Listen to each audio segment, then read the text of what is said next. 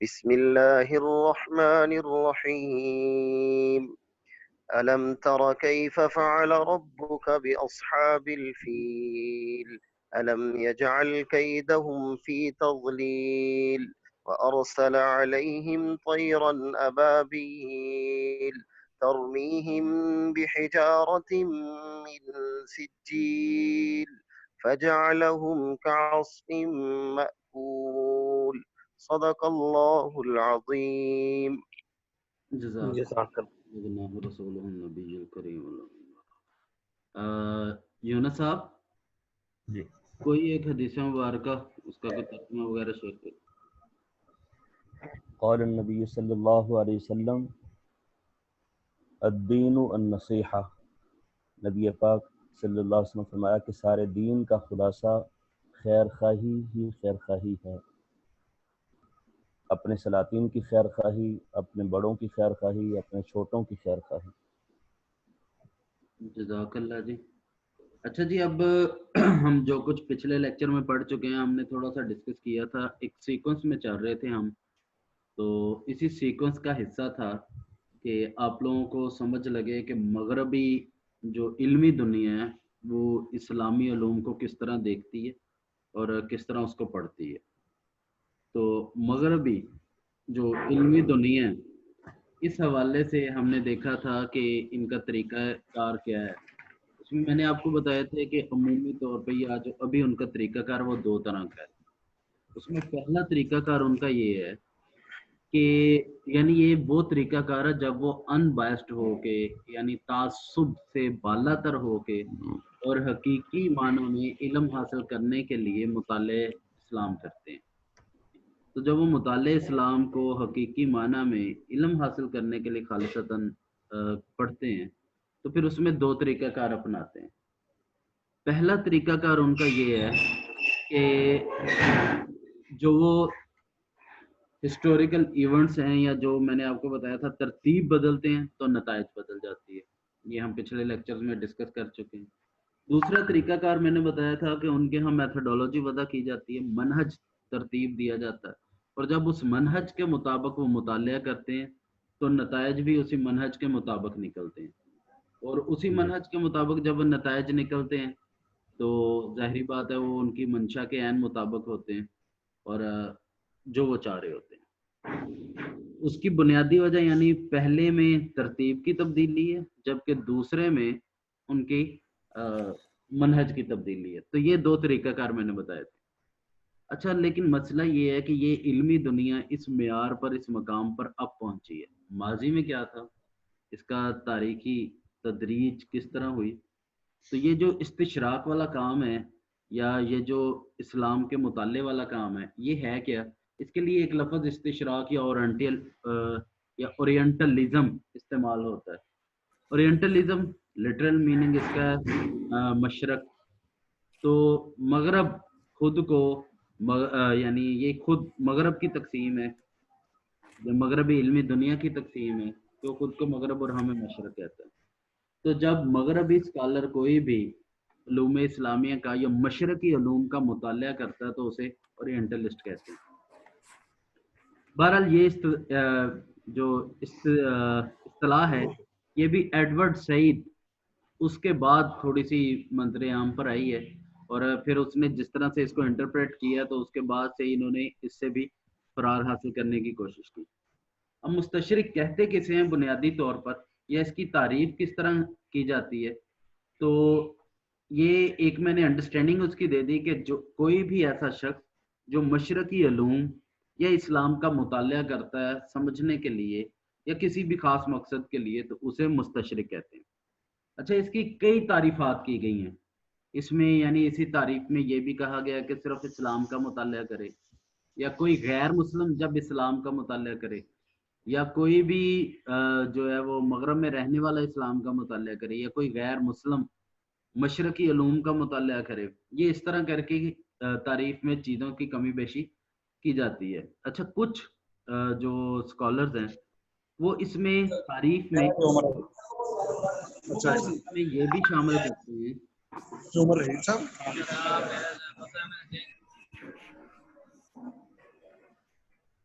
اچھا جی، کچھ جو مستشرقین ہیں وہ اپنی تعریف میں یہ بھی شامل کرتے ہیں کہ جب یہ مطالعہ کیا جاتا ہے تو مغربی ممالک استعماری فکر کے حامل جو ہوتے ہیں یہ وہ ہیں جو مطالعہ کرتے ہیں، یعنی وہ اس میں ساتھ استعماری فکر کی شرط لگا دیتے ہیں کہ استعماری فکر کے حامل افراد جب مطالعہ کریں تو وہ کیا کہتے ہیں استشراق ہوتا ہے. یا دوسری چیز اس میں شرط لگاتے ہیں کہ جی نسلی برتری کے نظریہ کی بنیاد پر مطالعہ کیا جائے، تو یہ بھی ایک شرط اس میں تعریف میں لگائی جاتی ہے. یا یہ کہتے ہیں کہ جی میں نے آپ کو بتایا کہ علوم اسلامیہ کا مطالعہ کرے، یا تاریخ کا جو اسلامی تاریخ ہے یا مشرقی تاریخ، تہذیب ہے، ادیان ہے، زبانیں ہیں، سیاسی نظام ہے، اجتماعی معاشرتی معاشی نظام ہے، اور ذخائر دولت اور امکانات جو ہسٹوریکل، یعنی اس میں جتنی بھی چیزیں مشرقی یا مشرق سے ریلیٹڈ ہیں یا اسلام سے ریلیٹڈ ہیں وہ ساری چیزیں اس میں شامل ہو جائیں گی. تو یہ مختلف تعریفات کی جاتی ہیں، لیکن مجموعی طور پر اس کی انڈرسٹینڈنگ ہے، مجموعی طور پر اس سے مراد یہ ہے کہ کوئی بھی غیر مسلم جب علوم اسلامیہ یا مشرقی علوم کا مطالعہ کرتا ہے تو اسے مستشرق کہتے ہیں. یہاں تک کلیئر ہے جی؟ جی سر. اچھا، یہ میں نے باقی ساری چیزیں شرائط اس لیے بیان کر دی ہیں تاکہ اگر آپ کہیں پر بھی تعریف پڑھیں تو آپ کے یہ علم میں ہو کہ یہ چیزیں شامل کرتے ہیں. تو اس میں چونکہ اسکالرز بہت زیادہ ہیں، بہت زیادہ لوگ اس کی تعریفات کرنے والے ہیں، تو اسی اعتبار سے تعریفات بھی بہت زیادہ ہیں. اچھا، عمومی طور پر یہ جو مستشرق یہ زیادہ تر مغرب سے تعلق رکھتے ہیں اور مذہبی اعتبار سے ان کا یہودیت یا مسیحیت سے تعلق ہے. اچھا، اب یہودیت اور مسیحیت سے تعلق رکھنے والے جب علوم اسلامیہ کا مطالعہ کرتے ہیں تو اس کے اثرات ظاہری بات ہے ہمیشہ ساتھ آتے ہیں. اگر آپ کو یاد ہو تو میں نے آپ کو سمجھانے کے لیے ایک مثال دی تھی وینٹیج پوائنٹ اور سبجیکٹ میٹیریل کی، وہ یاد ہے آپ لوگوں کو؟ میں نے آپ سے پوچھا تھا گیٹ کی سائڈ پہ علماء اکرام،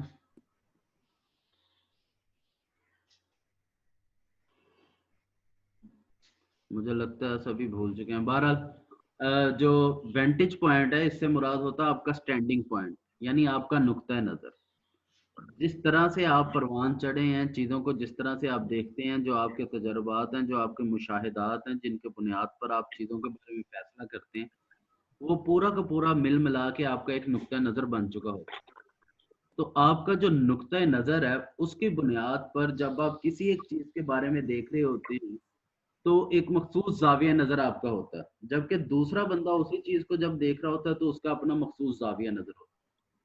تو ایک تو وینٹیج پوائنٹ یعنی جو آپ کا زاویہ نظر یا نقطہ نظر یا سٹینڈنگ پوائنٹ ہے، اس کے بدلنے کے ساتھ بھی چیزیں بدل جاتی ہیں.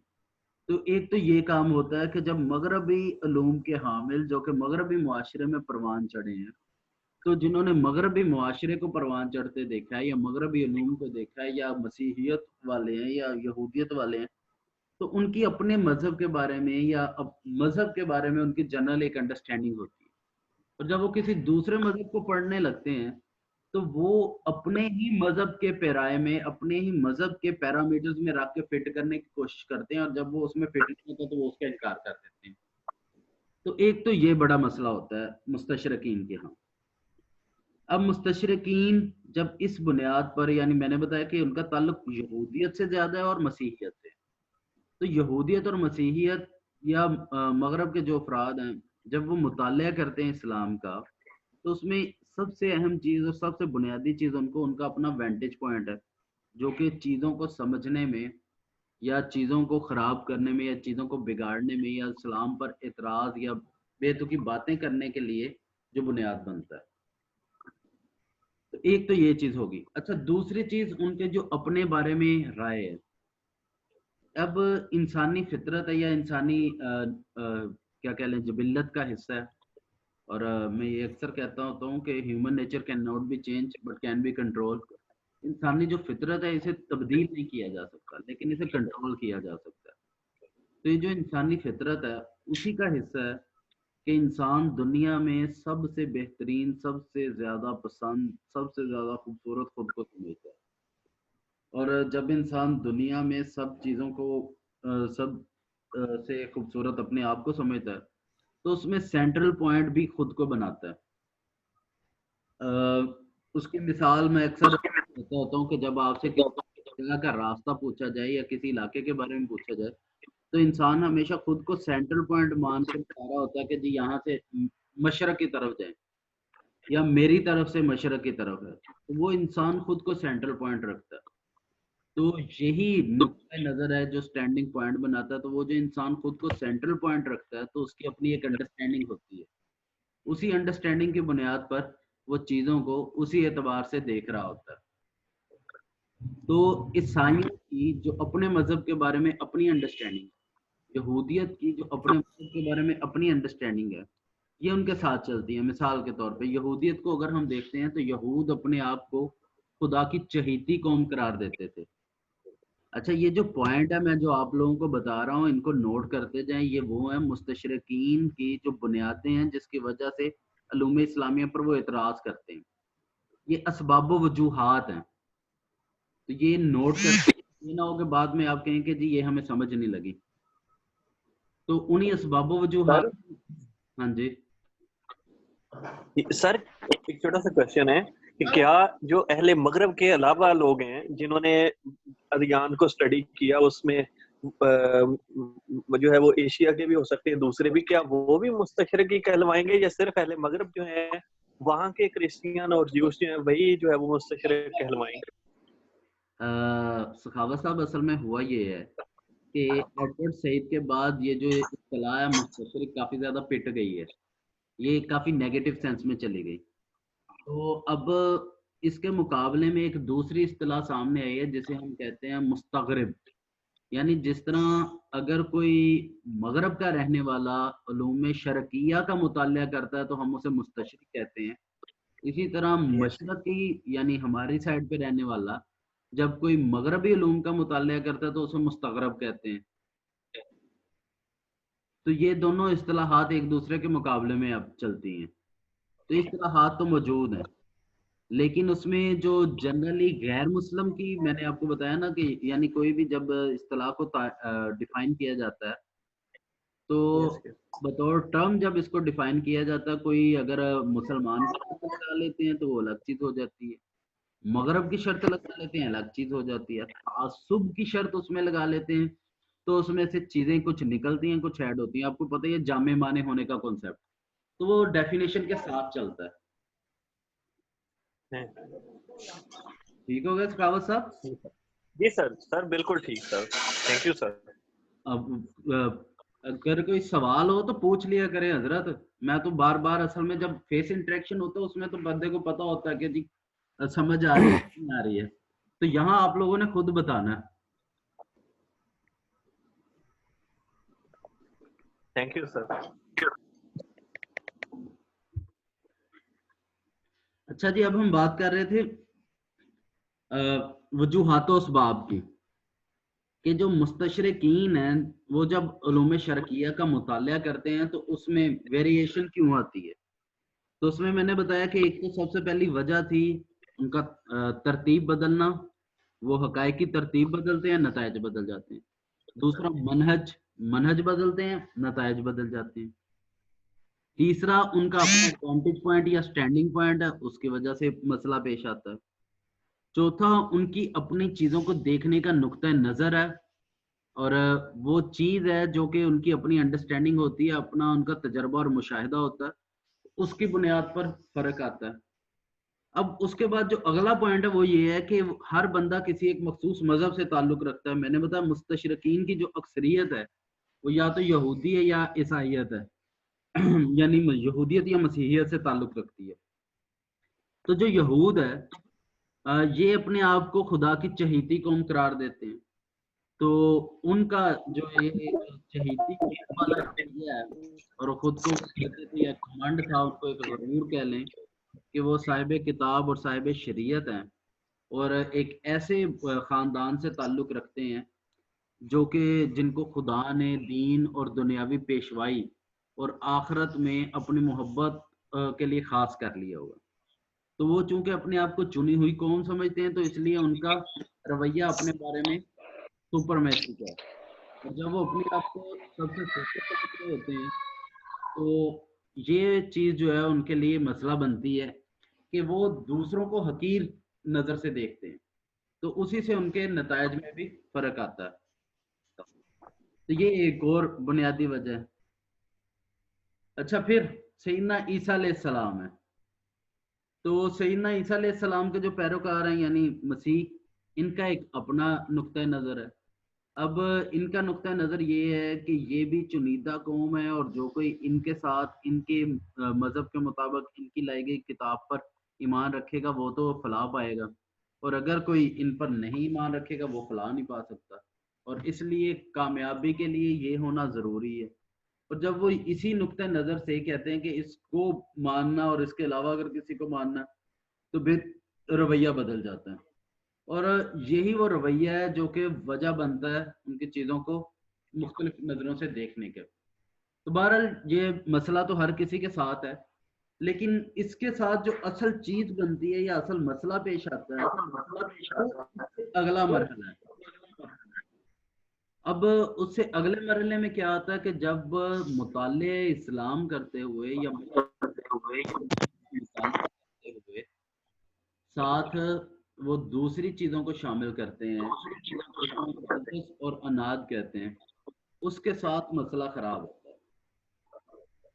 اب بغض اور اناد یہ بنیادی طور پہ ایک ایسی چیز ہے جو کہ انسانی جبلت کا حصہ، اور انسان اس سے باہر نہیں نکل سکتا، تو پھر اس کے جو اثرات ہیں وہ بھی نظر آ جاتے ہیں۔ بہرحال یہ کام ان کا شروع ہوا ماضی بعید سے اور چلتا آ رہا مسلسل۔ تو اس کی آغاز آپ یہ دیکھ لیں کہ اسلام کے آغاز میں جب اسلام کی مخالفت شروع ہوتی ہے تو اسی وقت یہود کہتے تھے کہ جو نبوت ہے یہ ہمارے آباء و اجداد اور ہمارے اسلاف میں تھی، تو قریش جو ان پڑھ لوگ ہیں ان میں نبوت کیسے آ گئی؟ اب ان کا یہ ماننا سب سے پہلے نبی اکرم صلی اللہ علیہ وسلم کی نبوت سے انکار کا سبب بنا، جس سے ان میں تعصب شامل ہوتا اور اسی کے نتیجے میں پھر ان کا نقطہ نظر ایک بنتا ہے۔ اچھا، اب اسی کے نتیجے میں پیغمبر اسلام نبی اکرم صلی اللہ علیہ وسلم اور اسلام اس کے خلاف جو ہے ان کا بغض اور عداوت کا اظہار مختلف مواقع پر مختلف انداز میں ہوتا ہمیں نظر آتا ہے۔ یہ ہم دیکھتے ہیں رومی، بازنطینی، لاطینی، یہودی، مسیحی روایتیں جتنی بھی سینہ بسینہ چل رہی ہیں کہ وہ ساری چل رہی ہیں، تحریر میں آ رہی ہیں یا تصنیف میں آ رہی ہیں، ان سب میں ان کے ہاں عالم اسلام کے بارے میں نفرت اور نبی اکرم صلی اللہ علیہ وسلم کے بارے میں جو ہے عداوت، مخاصمت ان کے ہاں پائی جاتی ہے۔ اچھا، یہ سلسلہ مسلسل ان کے ہاں چلتا رہا ہے۔ پھر یہ سلسلہ آگے بڑھتا ہے جب صلیبی جنگیں شروع ہوتی ہیں۔ اب صلیبی جنگوں کے بارے میں تو آپ لوگوں کو پتا ہوگا، اس کے بارے میں کچھ بتانے کی ضرورت تو نہیں ہے۔ علماء کرام سر تھوڑا سا بتا دیں لازم۔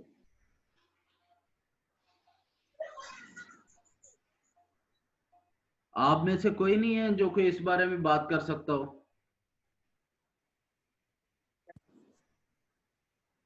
کلاس میں کوئی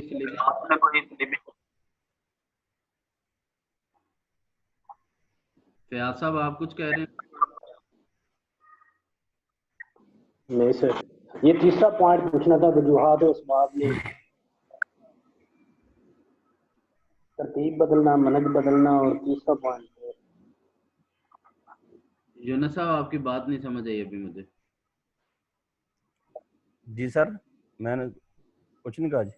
اچھا، آپ نے کچھ نہیں؟ اچھا، یہ حافظ اسد صاحب تھے، سوری۔ اچھا جی، چلیں صلیبی جنگوں کے بارے میں تھوڑا سا بتا دیتا ہوں۔ آپ لوگوں نے صلاح الدین ایوبی کا نام سنا؟ جی سر۔ یہ جی سر، اصل میں جب مغرب اپنے آپ کو مختلف ادوار میں تقسیم کرتا ہے نا، تو وہ اپنے آپ کو تقسیم کرتا ہے 4 بڑے حصوں میں۔ اس میں سب سے پہلا وہ دور کہلاتا ہے ڈارک ایجز۔ ڈارک ایجز کا مطلب ہے زمانہ جاہلیت۔ تو مغرب کہتا ہے ہم جاہلیت کا شکار تھے، اس وجہ سے ضلالت، گمراہی میں پڑے رہے ہیں۔ اس کے بعد وہ دوسرے دور میں شامل ہوتے ہیں اور اس کا نام رکھتے ہیں مڈل ایجز. اور مڈل ایجز کے بعد وہ کہتے ہیں کہ یہ وہ دور ہے جس میں ہمیں شعور آنا شروع ہوا, ہمیں پتہ چلا کہ ہم واقعی جاہل ہیں. تو پھر ہم نے اپنی جاہلیت کے خاتمے کی کوششیں شروع کی اور علم کی طرف بڑھنا شروع کیا. اور جب ہم مکمل علم حاصل کر چکے اور ترقی کر لی تو پھر وہ آ جاتے ہیں ماڈرنزم میں. تو ماڈرنزم پھر کہتے ہیں کہ جی ہم ماڈرن جدیدیت جیسے کہتے ہیں کہ اس جدیدیت میں ہم نے دیکھا یہ کہ ہر عروج کو زوال ہے. تو یہ جو ہم نے جدیدیت میں عروج حاصل کیا ہے اس میں کوئی نہ کوئی خامیاں ہمارے ساتھ ہوں گی. تو وہ کیا کرتے ہیں پھر ان خامیوں کو دیکھتے ہیں اور اس خامیوں پر تنقید کرتے ہیں اور پھر کہتے ہیں کہ ان خامیوں کی اصلاح کرنے کی کوشش کرتے ہیں. تو جب خامیوں پہ تنقید کرتے ہیں اس کے بعد جو ایک دور ان کے ہاں شروع ہوتا ہے اسے وہ کہتے ہیں پوسٹ ماڈرنزم. یہ مغربی ادوار کی تقسیم ہے. اب اس تقسیم میں جو مڈل ایجز ہے اس کو فردر ڈیوائیڈ کیا جاتا ہے 3 حصوں میں. ان 3 حصوں میں جو درمیانی حصہ ہے وہ سب سے اہم ہے, جس کو یہ نام دیتے ہیں کروسیڈز کا یا صلیبی جنگوں کا. یہ صلیبی جنگیں وہ دور ہے جس دور میں ان کا مسلمانوں کے ساتھ انٹریکشن ہوا اور مسلمانوں کے ساتھ ان کا جو تصادم ہے وہ شروع ہوا. اور اس کو صلیبی جنگیں کیوں کہا جاتا ہے, اس کی بنیادی وجہ یہ ہے کہ اس میں جو تصادم تھا اس کی وجہ, اس کی بنیاد انہوں نے مذہب کو ہی بنایا تھا کہ مذہب کی بنیاد پر ہمیں ان کے ساتھ لڑنا چاہیے. کیونکہ اس وقت ان کے ہاں جو نبی اکرم صلی اللہ علیہ وسلم کے لیے لفظ استعمال ہوتا تھا وہ میرا خیال ہے میں نے پہلے بھی ایک دفعہ بتایا تھا آپ لوگوں کو. یہ ان کے ہاں لفظ استعمال ہوتا تھا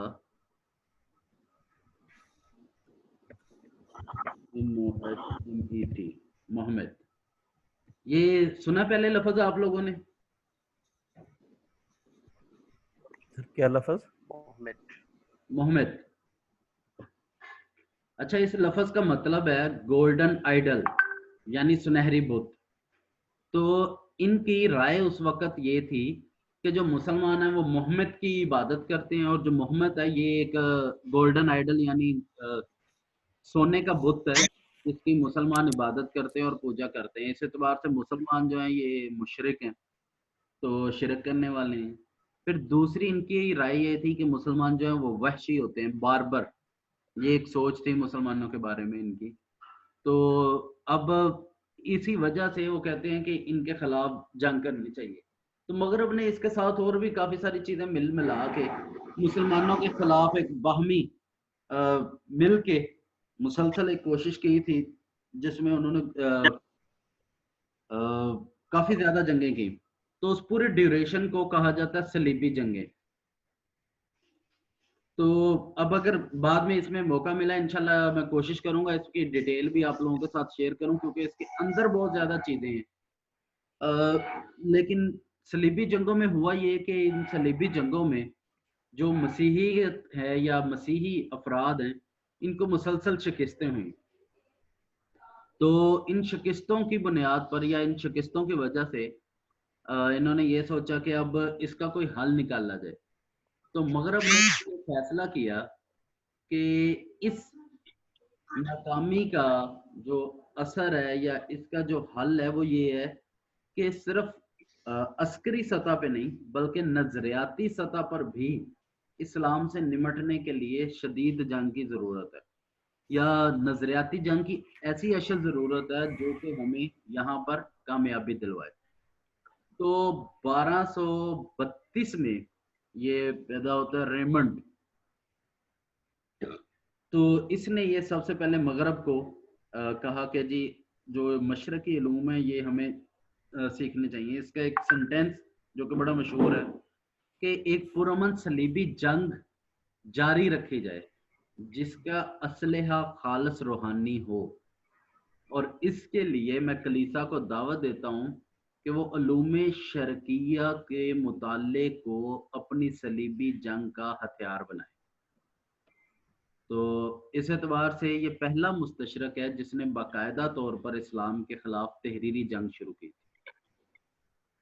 اور اس کے ساتھ ایک اور نام ہمیں ملتا ہے اسی دور میں وہ جان آف دمشکس ہے یا جان آف دمشق کہہ لیں، جان آف دمشق ہے جو کہ خلیفہ ہشام کے زمانے میں بیت المال میں ملازم تھا. تو اس میں کہا یہ جاتا ہے کہ جان آف دمشق یہ سب سے پہلا مستشرق ہے جس نے خلیفہ ہشام کے زمانے میں اپنی ملازمت ترک اور فلسطین کے ایک گرجے میں بیٹھ کر اسلام کی تردید میں کتابیں لکھی. تو اس کی 2 کتابیں ہیں، پہلی ہے محاورہ مال مسلم اور دوسری ہے ارشادات النصارہ فی خذل المسلمین.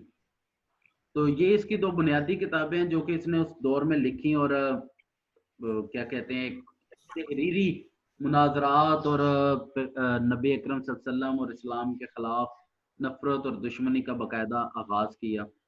اور اس نے سر پلیز کچھ پوچھا حضرت؟ بکس کے نام یہ نام میں بعد میں شیئر کر دوں گا، پریشان نہ ہو. ٹھیک ہے سر، تھینک یو سر. ہاں جی،